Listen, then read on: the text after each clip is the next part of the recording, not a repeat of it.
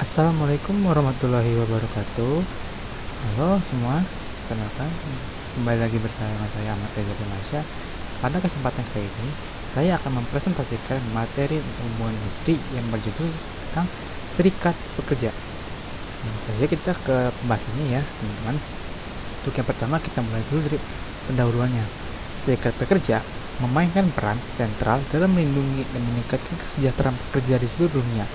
Seiring dengan perubahan dinamika dunia kerja, serikat pekerja menjadi garda terdepan dalam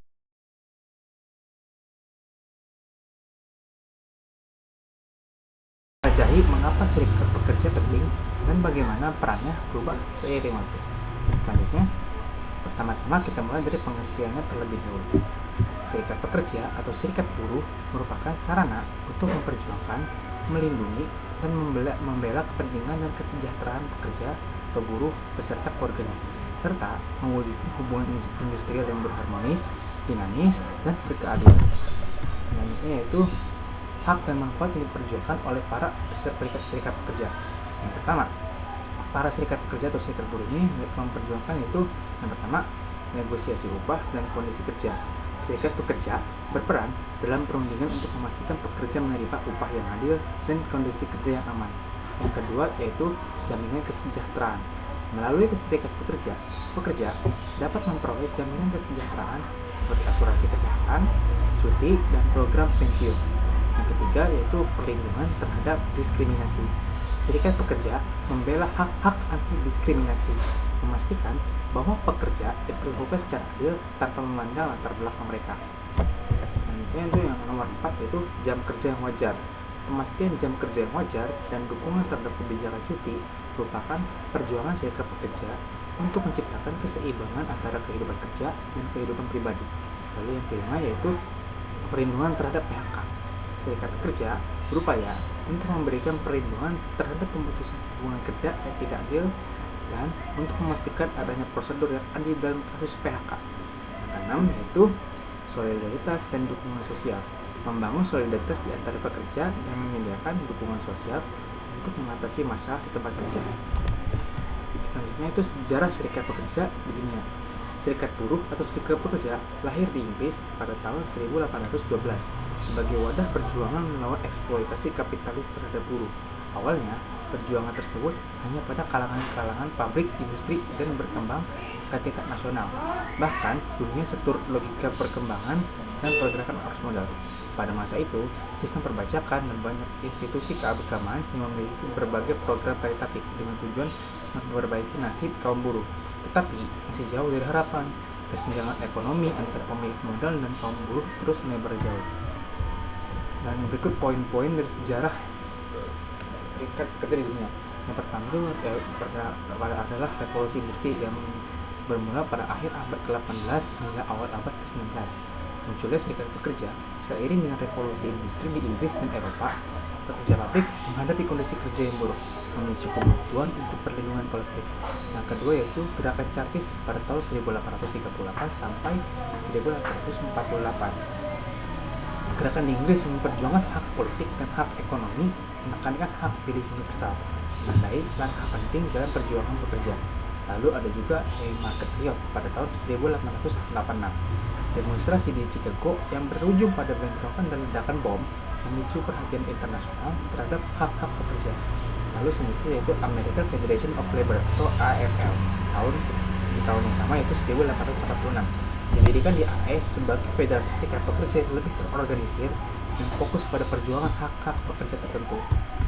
Lalu poin nomor 5 yaitu internasionalisme pekerja pada tahun 1889. Konferensi pekerja sedunia didirikan di Paris, menjadi landasan untuk persatuan pekerja di seluruh dunia.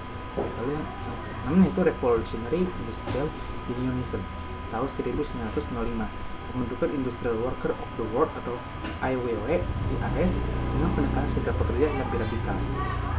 Lalu ada yang tujuh itu kemajuan hak pekerja pasca Perang Dunia Kedua. Setelah Perang Dunia Kedua, banyak negara mengalami peningkatan hak pekerja, termasuk hak untuk membentuk serikat pekerja. Lalu yang terakhir yaitu serikat pekerja di negara berkembang. Gerakan serikat pekerja juga berkembang di negara-negara berkembang, memperjuangkan hak-hak pekerja di konteks lokal.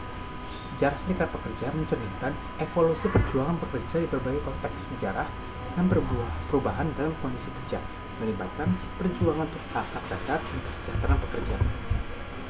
Di Indonesia sendiri, gerakan serikat buruh atau pekerja mempunyai sejarah panjang. Gerakan buruh Indonesia dimulai sejak abad ke-19, yaitu pada tahun 1879, yang ditandai dengan lahirnya NIOG atau Nederlands Onderwerpen Genootschap sebagai serikat pekerja pertama yang mengorganisir guru-guru sekolah Belanda. Setelah itu, muncul serikat-serikat lainnya sesuai dengan profesi pekerja. Pada tahun 1905, tercipta serikat buruh pertama di Jawa, yakni Staatsbouwbond atau Serikat Kereta Api Negeri. Dilanjutkan dengan Suikerbond atau Serikat Buruh Gula. Pada 1906, Kulturbond Vereniging P. Assistenten in Delhi atau Serikat Pengawas Perkebunan Delhi pada 1907. Dan Vereniging Transport and Tramway Personal in India, Serikat Buruh Kereta Api dan Tram di tahun 1908. Serikat buruh tersebut semula berada di Bali, Eropa. Kemudian secara perlahan-lahan buruh pribumi mulai bergabung. Serikat pekerja pribumi banyak bermunculan dan meluas pada tahun 1910-an setelah Perang Dunia Pertama.